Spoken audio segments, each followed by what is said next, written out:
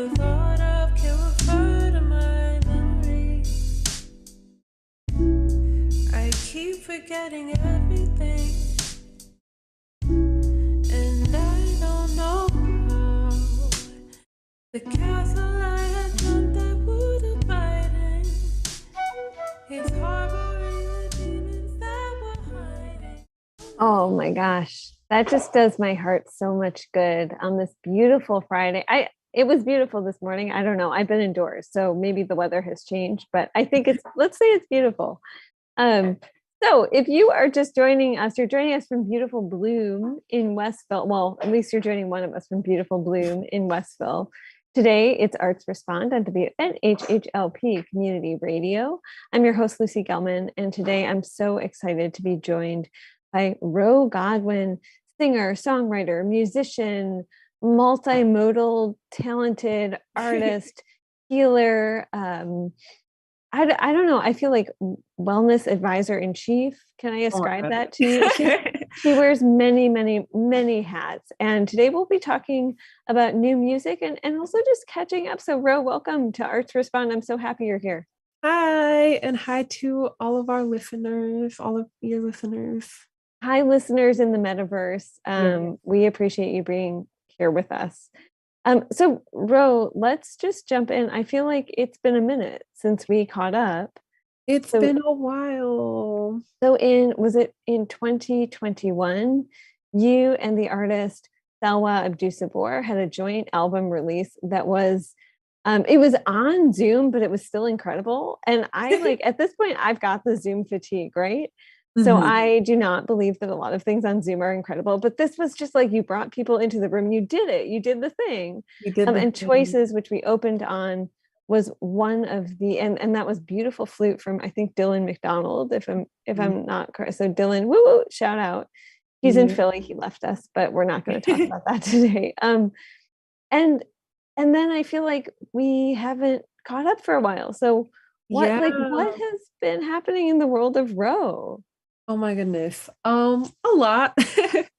I think that just like obviously personal ebbs and flows, I feel like I too am, living in a world where there's, multiple pandemics going on. And I'm including capitalism in that. I think I'm including that as a pandemic. And I feel like it's one of those things where all I can do, I guess, as an artist and as a person is figure out ways to just metabolize all that's been going on around me and all of the things that are going on within like myself as well. I think that in your beautiful introduction, you mentioned me being a healer, which I don't take lightly. I think that part of my mission is to give people tools through my music to be able to metabolize the things that they're feeling. And to be able to do that kind of necessitates my ability to metabolize those feelings as well, because like, I can't, like, it's just part of my mission, I guess, as an artist. So I've been doing a lot of metabolizing, and I feel like out of that has come the song form. I think that there are times, sometimes, where our outside situations and our outside perspectives, um, even if they are systemic, since we're bringing up capitalism, like we're Connecticut is doing really badly with like our housing market, and like there are a lot of other signifiers of like this kind of breakdown of capitalism. But I can also imagine people like knowing that intellectually, but in their heart, they're feeling like, oh, like I'm not where I want to be, and I can't do this and I can't do that. And I've definitely been there. So Form is one of those songs that kind of like brings me back to myself, I guess, and gives me an opportunity to say, like, hey, like you're still like in this world, and you're still navigating these things with yourself and for yourself, and you get to like treat yourself with love and care and just deep compassion as you're going through these things that are hard. Yeah. And also I made a song called Form. So I want to talk about this new song, but also you gave us like so much to unpack in what, like 3 minutes? I think under 3 minutes. And so when you're talking about some of those things that are hard and feeling those feelings, like how for you, right? For Ro, I want to get into the specifics of how that has shown up for you because like one thing, so actually today I'm like at this summit about trauma. And so we've been talking all day about how trauma shows up in your body, right?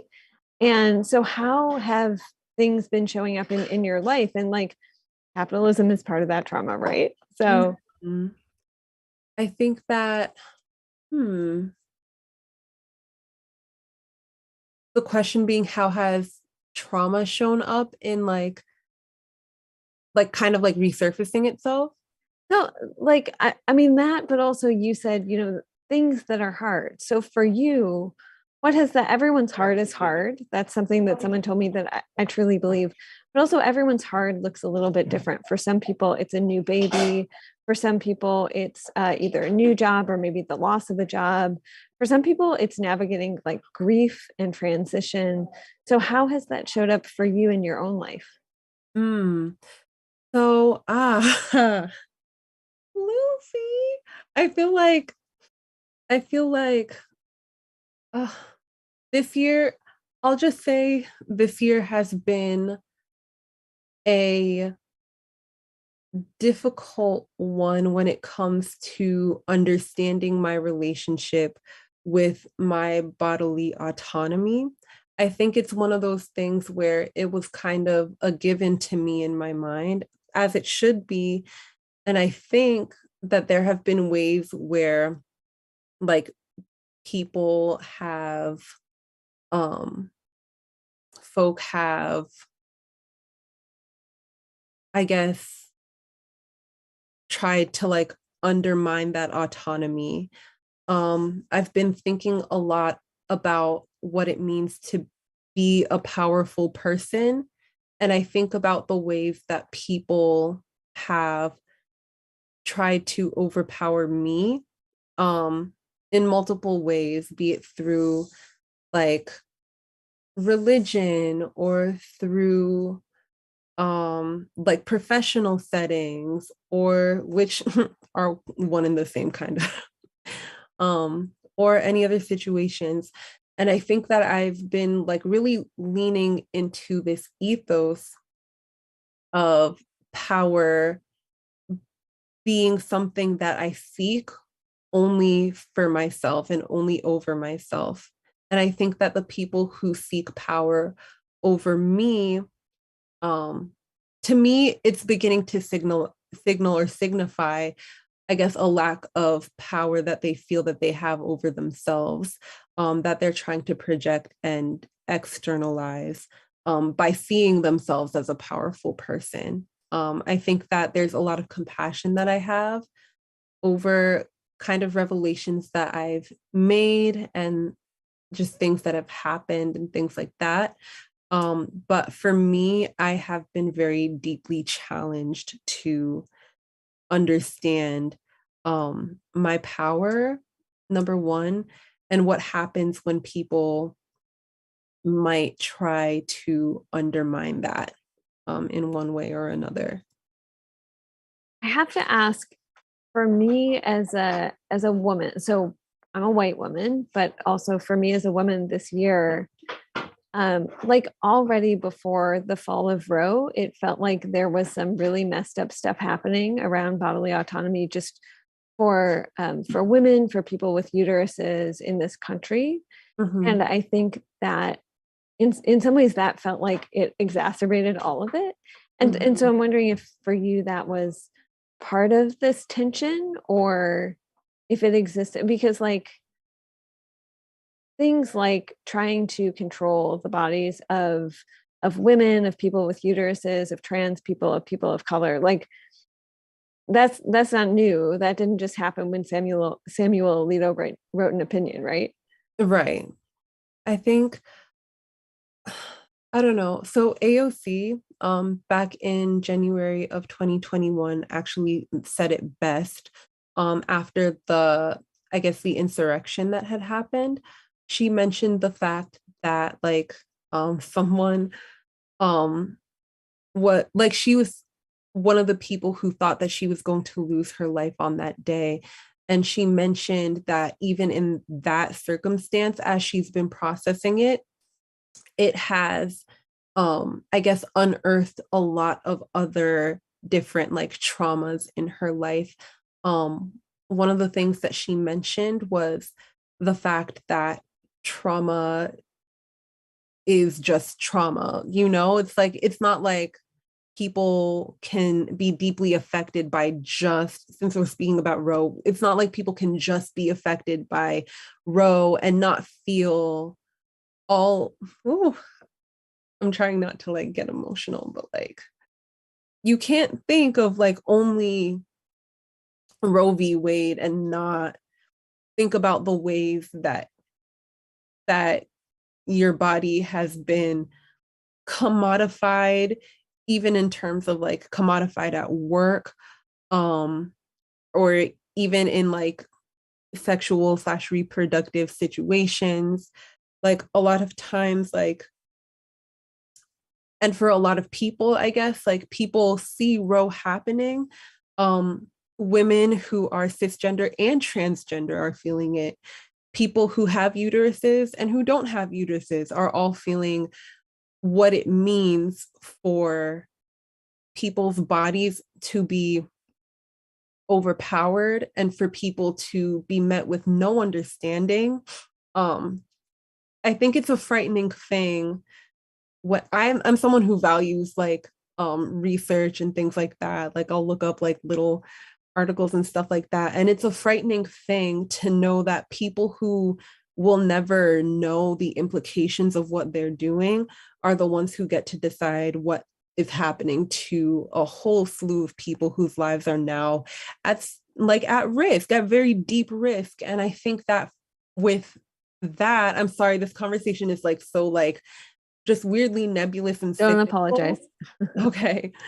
Um, but I think that there comes a time where you look at what's happening with Roe and you see, or Roe like v. Wade, and you see yourself in the center of that. And I think that it's a thing that's very hard for a lot of people to do. Um, yeah.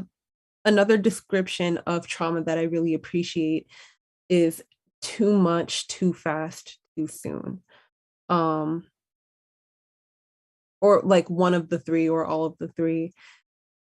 And when I think about like Roe v. Wade, it just goes back into the too much category. There are too many people who are affected.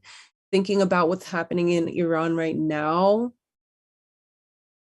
it's it's two sides of the same coin. And I think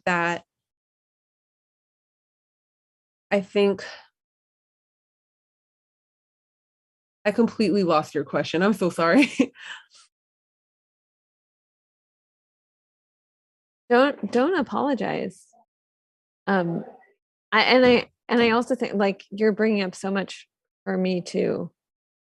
I don't, was it yesterday or 2 days ago? Lindsey Graham spoke like really passionately about Masa Amini, and I was like, what is it? It was this moment of like, what is going on? What's happening? What's happening? And I think that like I I think that there's so much that goes into it. I think that atrocities are only atrocities overseas when it comes to this country, which is so wild to me. Like so many different cultures and communities will be so passionately like um berated are so passionately berated by um people like the likes of a Lindsey Graham or a Mitch McConnell. Like y'all, you you're gonna say something about this?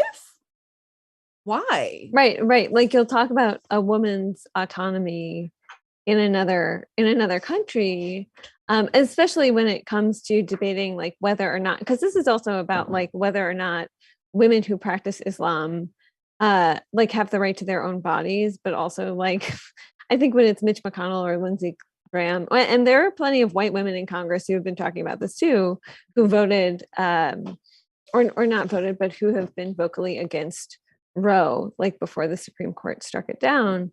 Mhm. Um, this is also about like they're willing to talk about human rights, just not in the US. Not in the United Right. States.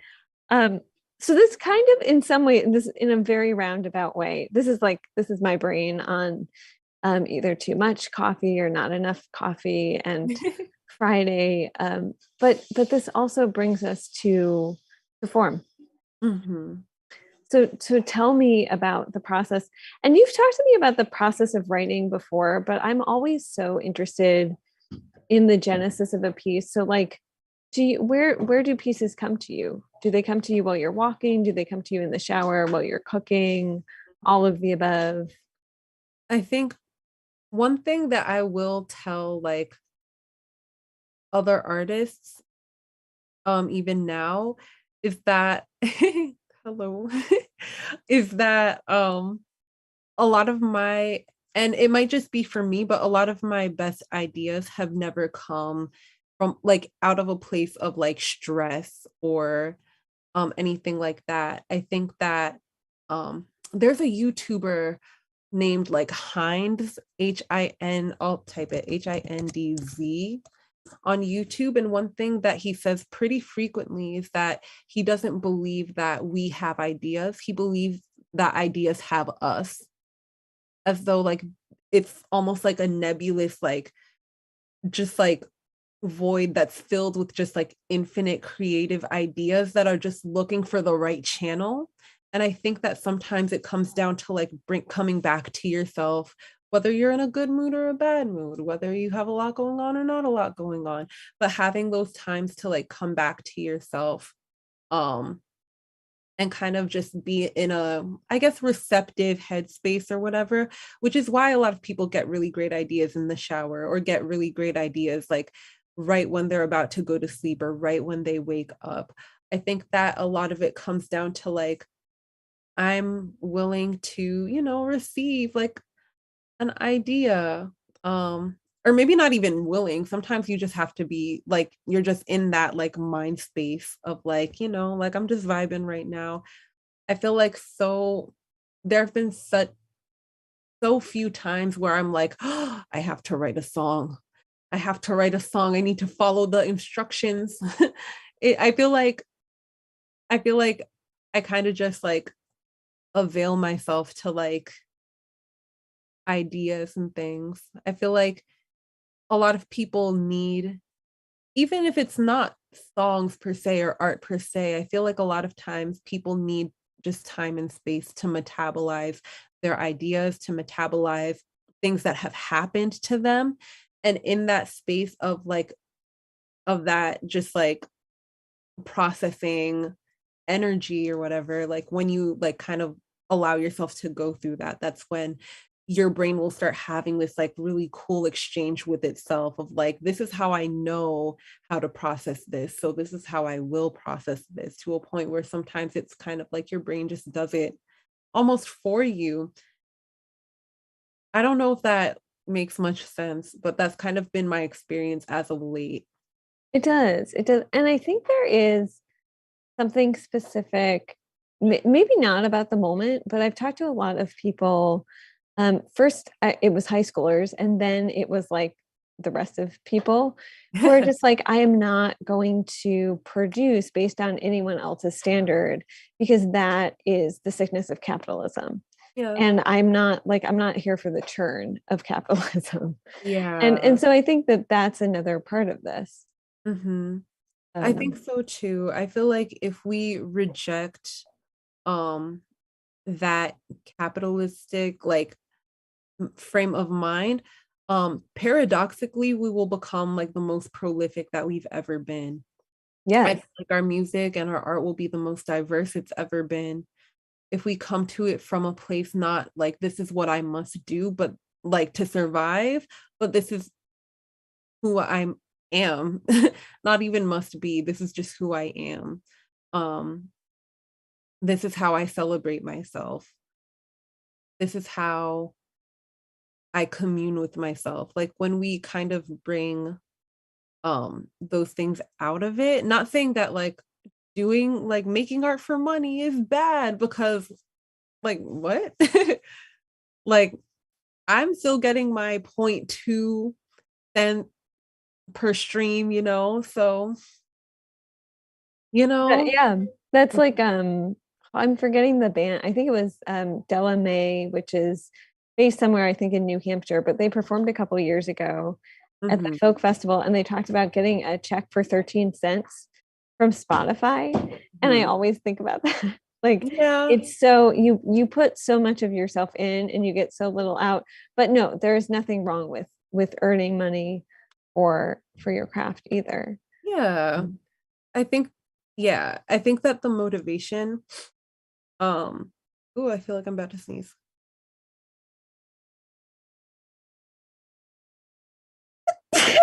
Bless you. Happened. That was such a cute sneeze. Thank you. Yeah. Is that like that could be on the track? It really sneezed on the beat and the beat got sicker, in the wise words of Beyonce. Yes. So let's talk about the creation of this new piece because I know that it's not just like you wrote a piece and you were like, hey, I have this cute thing that I want to share with a couple of people. You shared it with the world. Hmm. I mean, via the internet, which kind of is the world, but Yeah. that's another whole sickness that we need like 4 hours to unpack. So. Yes. Yeah, so the song idea kind of came to me in 2020-ish. I like had like started working with someone, and honestly, like I was like, we're getting really close really fast. Like, I wonder what this could be. And that was kind of like the idea of like this is like something that's taking form or whatever. And then we fell out and just never talked again. And I was like, dang, this is kind of sad. Like, and as like I left that alone, the song kind of kept like coming back to me. And it's just like, oh, well, you are taking form within yourself. And it's just like, these can be words that you sing to yourself, and these can offer you like a lot of like compassion or whatever. Like, if even if it's not like a new friendship or a new like relationship or like a new business partnership or anything like that, like you have you, and you like your relationship with yourself is something worth investing in. And it can be a site of many miracles and a site of much love and compassion if you let it. And I think that as I was writing, I was thinking about what it feels like to be deeply loved and having a place to like come home to yourself, and like, or a place to come home to, or a person that you consider home. Like, why can't I be that for myself? And like, yeah, just why can't I treat myself with that kind of care and consideration? So from there, I started like performing it on like my guitar, and just telling people to like close their eyes and just think of the part of themselves that they actually don't like the most, or the parts of themselves that have been like hardest to um integrate, I guess. Like I would be a perfect person if not for this. I could love myself if it hadn't been for that. And just inviting people to bring that part of themselves to the forefront, and imagine that part of them singing back to them, like, hey, we have yet to take form. Like, we have yet to integrate into something that's like beautiful and magical. Like, we we have yet to like fuse. If you are familiar with what is it called? Steven Universe. Like, we have Canon. yet to become Garnet. Yeah. It is canon. Wait, say that one more Oh, time. I feel like Steven Universe is canon. Oh, yeah, yeah, yeah, Yeah. yeah. Yeah. Yeah, if folks don't know what we're talking about, don't leave this episode. Stay with us here on WNHHLP 103.5 FM. But then when the episode is over, go stream Steven Universe. Mhm. Absolutely. Yeah, it's great. And I think that being able to like fuse, as it were, the different parts of who we are makes us stronger, like in accordance with that canon, right? Like if we are able to integrate the different sides of our personality, the different facets of what we do, the different facets of what we've done and what has happened to us, and our like fears and our sadness and our disappointments, if we can find a way to make the pieces fit together, we become bigger and we become stronger and we become more effective, and we're equipped with brand new weapons to tackle on the rest of life. And it all comes from a willingness to be able to do that with ourselves. And I think that's kind of where form, if I could put it in those terms, in Steven Universe terms, um, that's, I think that's kind of, yeah, the kind of heart behind the song, because it itself has taken form, right? Like it used to be me trying to figure out, like, do I have a crush on my brand new friend? To me being like, wow, I am empowered and completely whole within myself, even as I search for wholeness. Um, well, I want to talk about this question of vulnerability because I think that is part of your work, especially, and part of many artists' work. But before that, Harry Droz, who is the man behind the controls, and Harry, you're magical. Thank you. Harry Droz, can you cue us into form so we can listen to the song we've been talking about, please?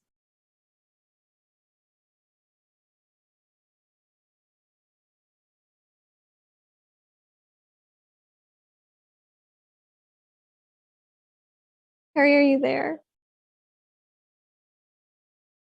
This is like we could do an interpretive dance while we're waiting. No one wants to see me do that. I'm sorry, I was on the phone. Oh, that's okay, Harry. Harry, if you are able to, could you play form, please? Yes, I will do that. Thank you. Community radio, everyone.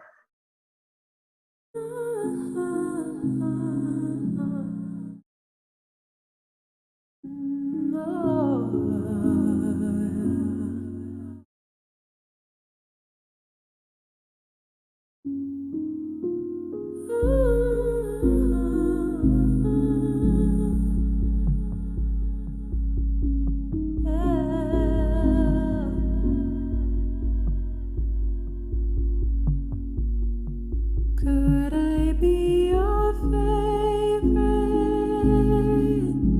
The one whose love you say that you've been waiting on.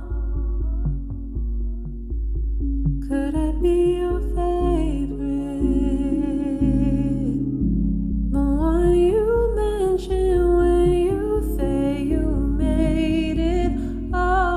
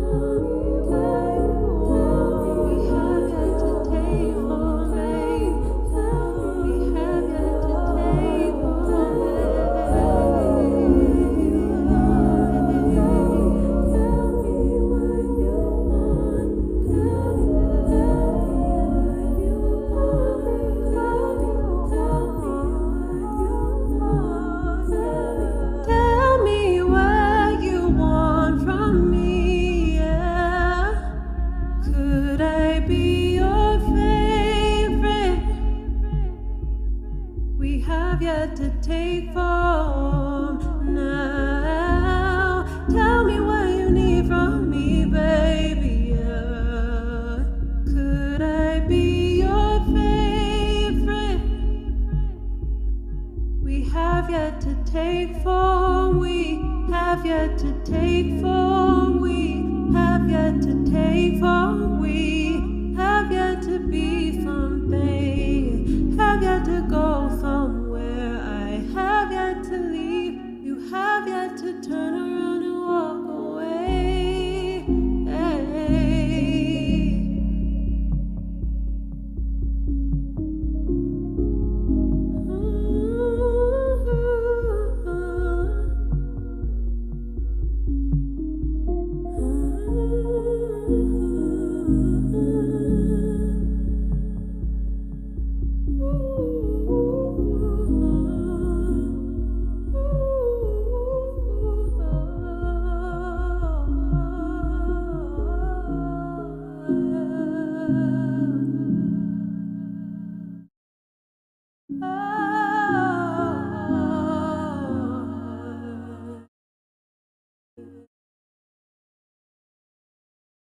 Damn.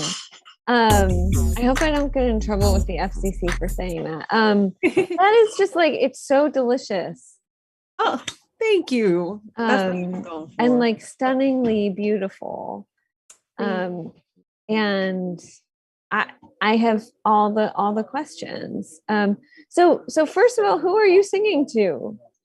I'm singing to me. I think that it's important. I think that like it's a very like, vibey and a little bit sensual. I'm a Virgo rising, so I'm like feelings, but at the same time, I'm also a Pisces.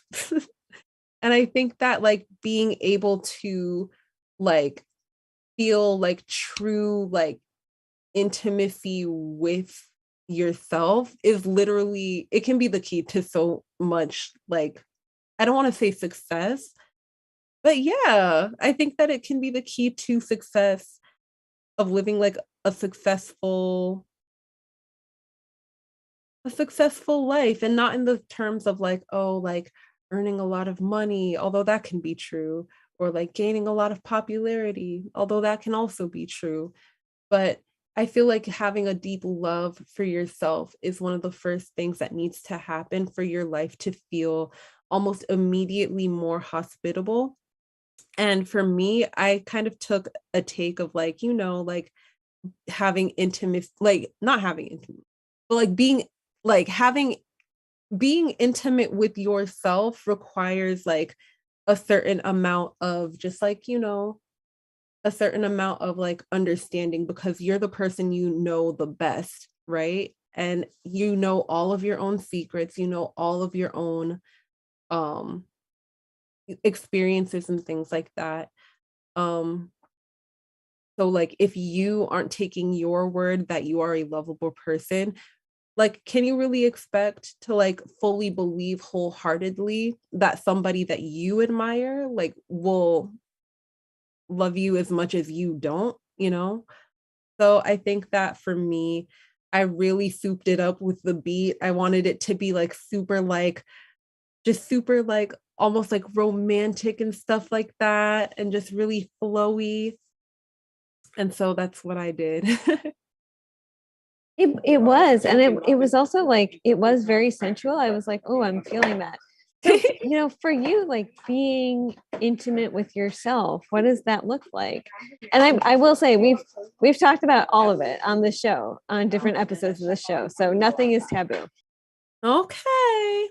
I think that like I do think that for me, intimacy looks like kind of more basic of just like making sure that my needs are being met, making sure that I'm eating and sleeping. Sometimes like intimacy means like taking a step back from work, or like instead of doing something like that would have been otherwise mundane, like taking myself out to dinner or like cooking myself like a really fancy meal, things like that, and just being able to like show myself like, hey, this is how I like to be treated, so I'm going to treat myself these ways. I think that there have been conversations about the five love languages and about how like the ways that we give and receive love can sometimes sync up with the ways that we are critical of ourselves. So sometimes people who will have like a love language of acts of service, like they'll be the one to be like, yeah, let me bring you to the airport, let me like do your dishes and da da da da da, and then go home to like a messy house. Not saying that there's anything wrong with a messy house, but it's just like you're also worth the things that you give.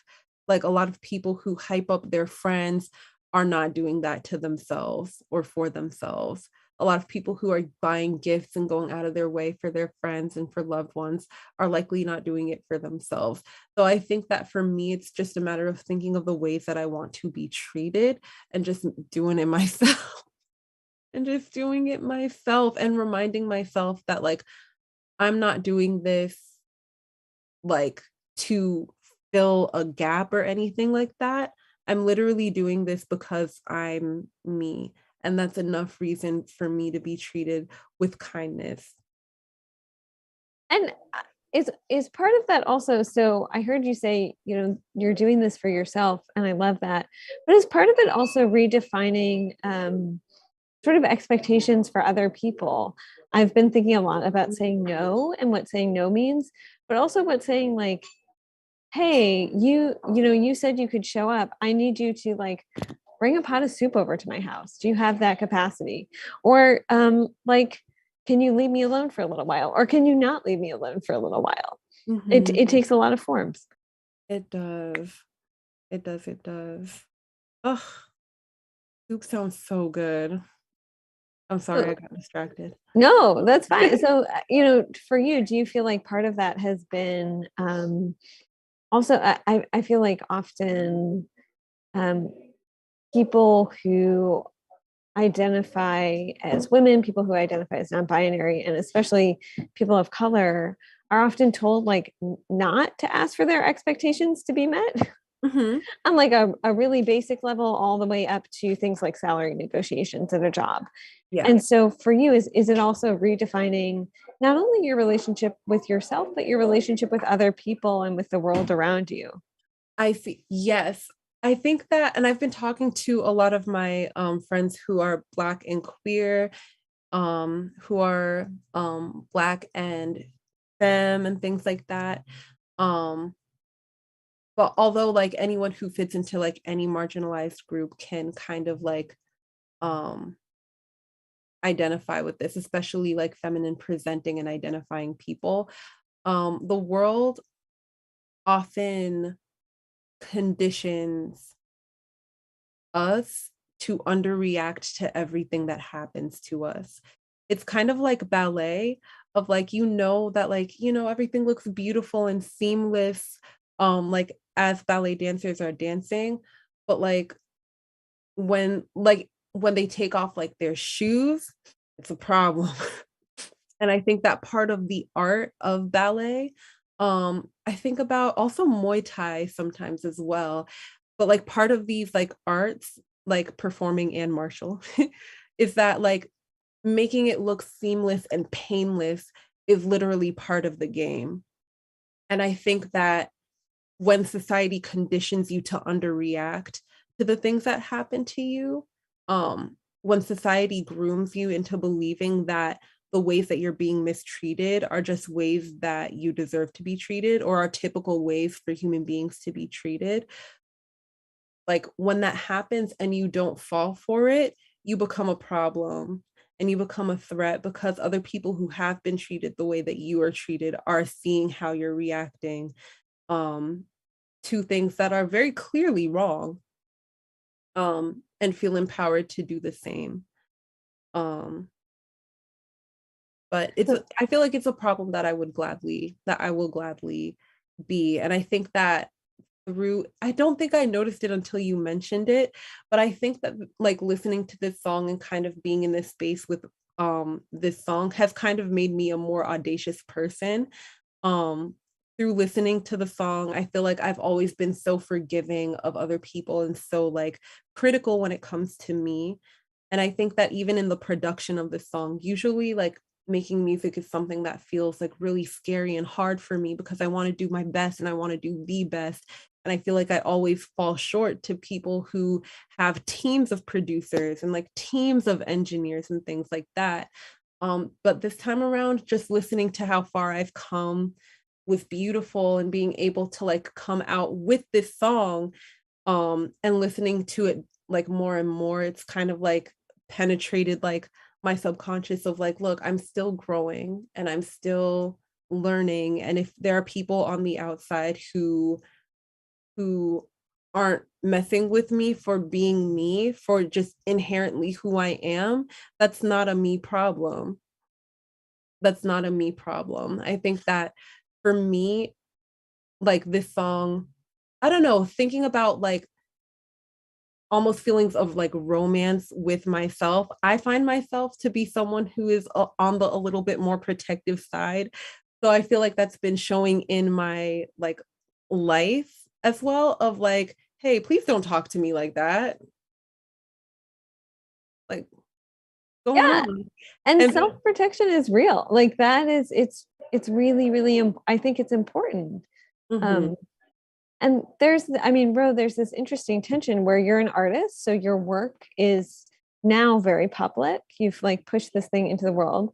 And mhm. also I love that part of this, like at the core of this is your relationship with yourself and also your protection of some of yourself. And so I'm wondering, what comes in our last sort of like 6 or 7 minutes together. Um, what comes next? And if the answer is like, I don't know because I'm being in the present, I'm here for that. There are things that are coming. So one way that I have taken form and have taken shape is by being able to ask for help and to ask for support. As you know, Angel was supposed to be here. I don't know if I should be whatever. That's just we're shouting out Angel DeFay, who is just an incredible, like another Renaissance woman in New Woman, Haven, yeah. and just like an incredible human being. The just mastermind, the brilliant mind behind Sweets and Sounds, behind Jubilation, which is in New Haven and now in Hartford. So Angel, we say hi and just thank you for all you do. You're amazing. Yes, thank you. Um, what I will say is that our friendship has kind of encouraged me in so many ways to be able to show up for myself. I think that for me, I have a little bit of like, I don't know, the upbringing that I had was like whenever something cool would happen to me, like either a parent or a sibling or just someone else would see my excitement and just feel so like angry, like just offended by it. Like I've been told that like certain accomplishments are like not that big a deal. I remember when I was younger, for my senior prom, I was getting my makeup done and I was like not, I was kind of like lanky and like just awkwardly tall and stuff. And um this was the first time where like I was with a makeup artist who like specializes in beauty, and they were like, wow, have you ever considered modeling? And my mother came running and was like, no, don't tell her that, it will go to her head. And I think that it's kind of developed this fear of being public when it comes to like cool things happening to me, because it almost feels like there will be someone like running to ruin it for me, either to like mess up the opportunity itself or to like even just mess up my vibe while the opportunity is happening. And Angel is one of those people have who has been like in my ear saying like, hey, like if people get offended by you having like have like something good happening to you, if people get offended by something good happening to you, especially after all that you know that you've been through, that's not a you problem to solve. And for me, I've realized like certain ways that it's been manifesting. Like I don't really post that often on Instagram, but now I do. Now I'm doing better. And like every time I post something, I'll be like, what do you think? Okay, I'm pressing share. Um, so yeah, I think that being able to have that support and being able to invite that support in is something um really important for me. And I feel like because of that, like we will see many more posts, maybe a little bit more music, maybe definitely a little like it's kind of my thing. So more music is coming. Really cool things are on the way. Um, yeah.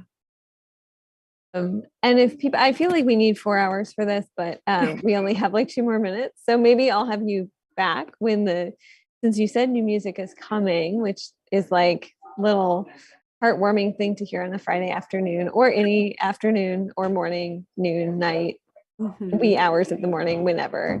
But if folks are listening to this and they don't know who you are, which they should, Ro Godwynn, how do they find you? Um, Oftentimes in Atticus, but online they can find me at let's see, on your streaming platforms you can find me at Ro Godwynn, RO space GODWYNN. On Instagram I'm Ro Godwynn the first. And those are kind of the only places that I'm really active. So stream my music and I hope you like it. How could people not? I'm just saying, I'm supposed to be like an unbiased reporter, but whatever. It's angelic. I'm not going to use a certain qualifier because the FCC wouldn't allow it. But Ro Godwynn, thank you so much for joining me today on WNHH 103.5 FM LP. I messed that up. New Haven. This has been Arts Respond. I just want to thank you so much. If you're out there and you're listening to us, please listen to Ro's music and then support it and stream it and buy it. And I don't know, send her money on Venmo. Can they do that? Yeah. Yeah. Reparations. I mean, yeah. Well, okay. Reparations, I don't know, because although I am Black, I am not African American. And I have immigrated here with my family. So I feel like reparations, yes. For me, probably not. But I would say like they should support your music. Yes, support my music. And like you as a human being. And me as a human being. And I will also say you're someone who has invested in wellness, not just for yourself, but for the community. And so I think it's great if people can also find out about the work you do in health and wellness. So Ro, I just want to thank you so much. I'm sorry if this has been a little bit discombobulated. It is just, I don't know, like that is just my brain right now. But I want to thank you so much for joining me on WNHHLP. I want to give a special shout out to Harry Droz, who is the man behind the controls. Harry's anniversary, I think it will mark 35 years of being married. That is difficult. I have hardly gotten through 2. So Harry, good job. We love you. We love your wife. Bless both of you and travel safely if you travel for your anniversary. Everyone, have a great Friday. Happy Friday. Thanks, Lucy. Thanks, everyone.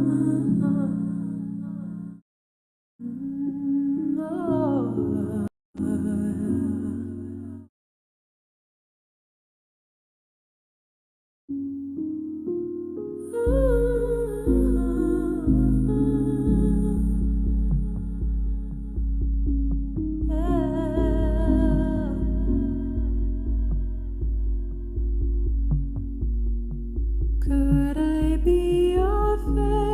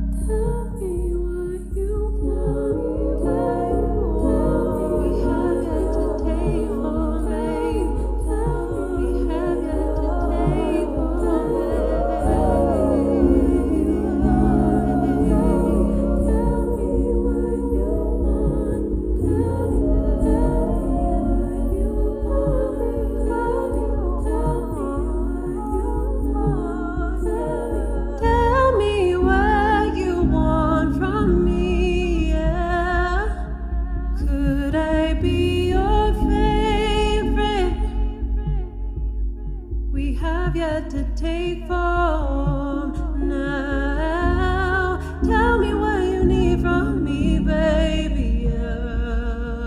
Could I be your favorite? We have yet to take form. We have yet to take form.